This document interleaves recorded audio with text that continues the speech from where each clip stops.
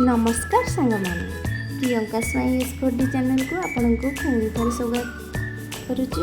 देखते सांग मैंने एठी आम आज माछ बेसर बनवाई जाऊँचे। आपण मैंने भी माछ बेसर बहुत प्रकार प्रणाली बनाऊँ अरे यही प्रोसेस रे माछ बेसर बनातु देखते हाथ चाटी खाइबे। आपण मैंने जेकोसी माछ नहीं पारे मुझे रोही माछ को नहीं प्रथम किसी रोही माछ को आनी ताको भलसे धोई सफा करी से किसी हल्दी गुंड लुण आउ फाड़े लेंबू को चिपुड़ी देची।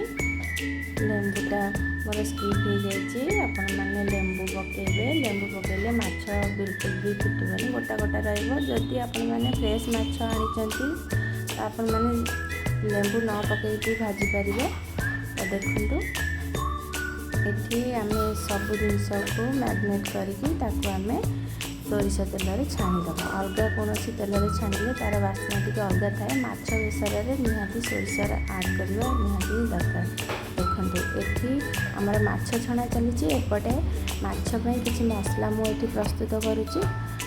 तो से किछि धला सोरिष कला सोरिष आ किछि रसुण और सुखा लंका दुईटा कंचा लंका दुईटा आ गोटे अदा दे भलसे ग्राइंडिंग करनेली। एपटे पियाज को चुन चुन कर काटी नहीं। देखु गोटे पैन बसई से आम कि बास्ना पत्र देदेबा भृषंग पत्र गोटे नुआ स्वाद पाई। तो भृषंग पत्र टिके हो आसला से आम काटी रखि पियाज को देदेबा। पियाज दे सारापर से आम कलर पाई सब लंका गुंड हल्दी गुंड यही टाइम रे मु पकई दूची।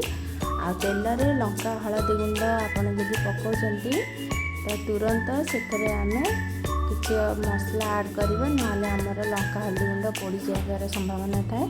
देखु ये आमर बढ़िया कलर आसी आम कौन प्रकार फ्रूट कलर दबा ना एमती ही माछ बेसर बहुत ही कलर आसो। तो नेक्स्ट आम से टमाटो देदेले टमाटो टी सीझी सारापर आम से कि पूर्वर भाजी रखि भजा आलू को देदेबा। आपण मैंने आलू न पकईकि भी माछ बेसर करें। एटी मो आलू नहीं आलू नहीं सारापर पूर्वर कर रखि मसला को ये आड कर देछि।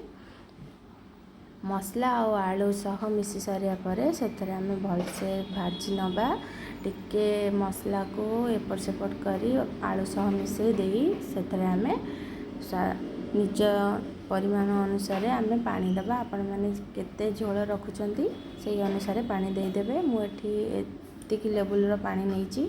तो पानी टी फुटी सारापर से आम खट्टा पाई आउ टिके स्वाद पाई माछ बेसर मेन जिनसटा आमर आंबुल। आंबुल न पकेले से माछ बेसर कह जाएनी। देखंतु आंबुल टी आम ये आड कर सारापर भाजी रखि माछ को से देदेबा।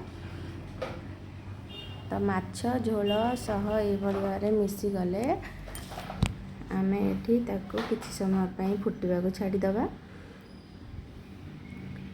तो आमर फुटवाई ये 10-15 मिनट लगे। झोल आलू सबू जिनस आमर सीझी सारा बहुत बढ़िया से आमर तरकारी रेडी हो सारा। आम लास्ट रे से किसी धनिया पत्र देदेबा। माछ बेसर अलग कौन मसला आड करवानी कारण माछ बेसर यही मसला ही माछ बेसर करेंगे यही प्रोसेस करेंगे बहुत ही टेस्टी बहुत ही सुंदर बहुत ही भल लगे। देखु आपण मैंने निहाती भाव घरे यहाँ ट्राए कर देखु बहुत ही सुंदर लगे। मोर भिडियोटी भल लगी आपण मैंने निहाती मते सब्सक्राइब करेंगे। रही जय जगन्नाथ नमस्कार।